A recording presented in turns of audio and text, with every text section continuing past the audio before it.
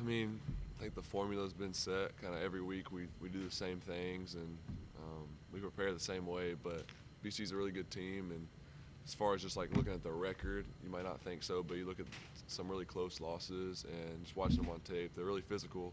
Last year they were the same way, really physical, always in the right spots, just really smart and well coached. So they're gonna be a tough team.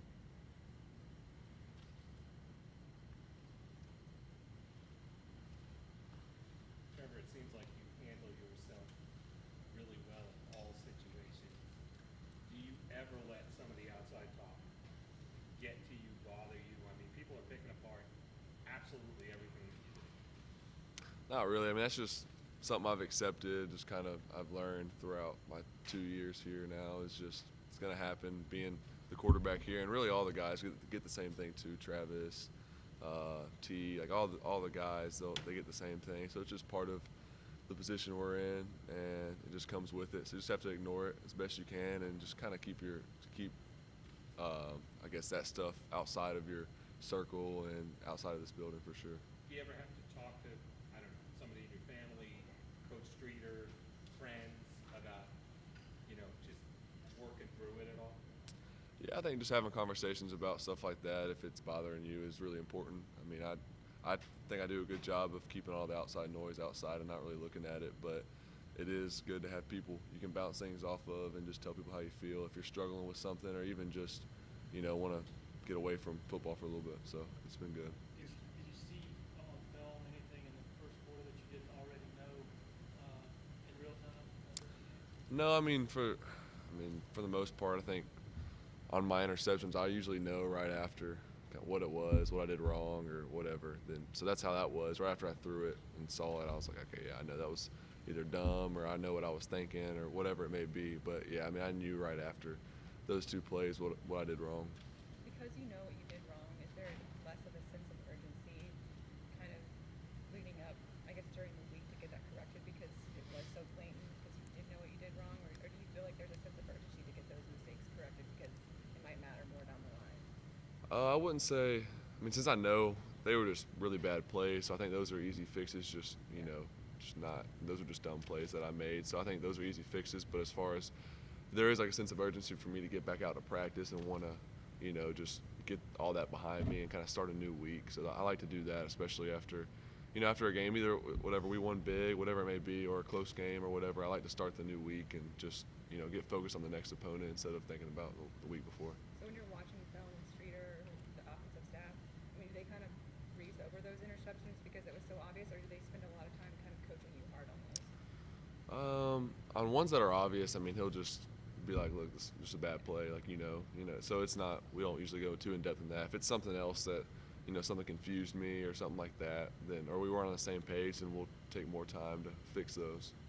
For you, because you're so confident in your abilities and your arm, is it difficult to hold back because at times you're like, yeah, I can make that throw, but then you're with Coach Streeter and he's like, don't do that. How do you try to, put all that together and make sure you're making the right reads and throws? Yeah, I think there's a fine line between, trusting yourself and then just overdoing it and trying to make too many plays. And I think both of those were kind of just trying to look at too much and trying to do too much on both of those. So that's just me. I need to learn a little bit more about just checking it down with the running back, getting to Travis, or if nothing's there, just throwing it away. So those two things I can learn from, and then also, but I don't ever want to take away like my ability in pushing the ball downfield. So that's something that I was happy with how I didn't really let those affect me and kind of just kept going and kept firing. So that was something I wanted to make sure that I did, was to not let two bad plays dictate the rest of the game. On that touchdown to Justin at the end, Coach Scott says you got a plus and a minus on it. Do you feel like that's a throw though that if he didn't get it, that it just falls out the back of the end zone? I think so. I mean, I feel like I put it in a spot where it was either he was going to get it or no one was. But I mean, maybe if it got like tipped or something crazy, it could have been bad. But I mean, yeah, looking back on it, in the situation with 17 seconds and we had one timeout left, probably would have been smarter just to check it down or throw it away quick so we can run another play and then timeout and either score or kick a field goal. But that was just kind of instincts kicking in, trying to make a play. On that play, Justin waves you off, Mhm. waves to let you know he's open. Can you see him 40 yards downfield down there waving you off amongst all that traffic? Yeah, so I saw him originally, and he was covered, and then when I rolled out, he kind of went back across the end zone, and I saw him. And then he, like when I looked at him, he waved his hand, so we were on the same page. Is that an example of you not letting those interceptions beat you twice because you were obviously confident in making that type of throw? Yeah, I think that's where, you know, that's somewhere I don't want to be is when I do make a mistake, let that affect, how I play from then on. So I just want to play the same way, and I know when I make a bad play or just a dumb throw, so it's just moving on from that and just keep playing the same way. How good was it to see Gary and Richard get his touchdown?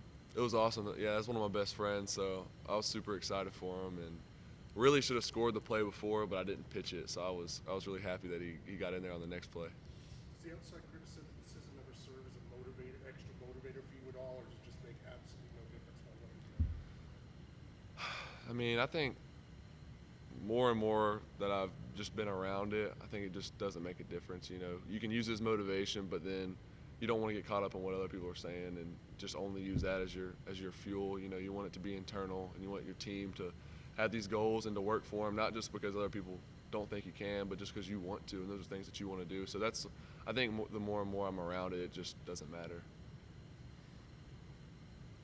Trevor, does it ever get frustrating team-wise when you guys win games, a couple by big margin, and yet the national ranking goes down a little bit? I mean, we're just gonna keep doing the same thing. We can't really do anything else. I mean, I think personally I can play a little better, but I mean, as far as a team, the last 2 weeks we've played well and we've won by big margins. So I mean, other than that, I don't really know what else we can do. So we can't. And that's what Coach Sweeney always says: don't try to control things that you can't control. We can't control what they're gonna rank us, and that's obvious after the past 2 weeks. So we're just gonna keep playing, and I think in the end it'll work itself out.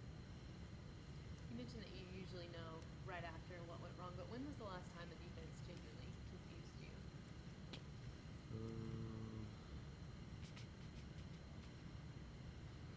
I don't know. I mean, I'm sure there's been times, maybe not even necessarily interceptions, Sure, but there's been a few times this year, I guess, people have done some good things just to make things look different, disguise coverages, and I can't think of a specific one, but there's been a few times. I think most of my interceptions have been either just bad plays, trying to do too much, or like a tip or just something like that. So, but yeah. Jeff Scott earlier was mentioning how you really didn't face any adversity last year. Was there any point where you wondered, like, am I going to make it through here without really having a ton of adversity? No, I kind of knew it was coming eventually. I don't think anyone goes through college playing and doesn't have any adversity. So I knew it was coming eventually. I didn't really think about it too much, and just kind of when it comes up, I'll be ready for it. Do you think you and Tua are kind of held to a different standard than maybe most some of the other quarterbacks? Because when you guys make a mistake, they really kind of just blow it up a little bit.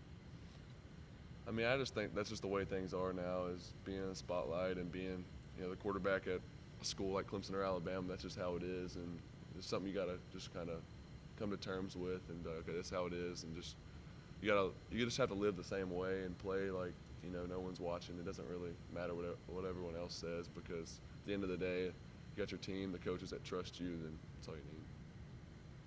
You guys have won each of the last 2 games by blowouts, and yet you've dropped a spot in the AP polls each week. Is that anything you guys even casually speak about as players, or even had some fun with it in a way? Yeah, I mean, we'll talk about it just because it's ironic, just how that works. But I mean, we're just gonna keep working, and like I said, I think it'll all work itself out in the end. Anybody else? All right. Good. Thanks, Jeff. Thank you. Thanks,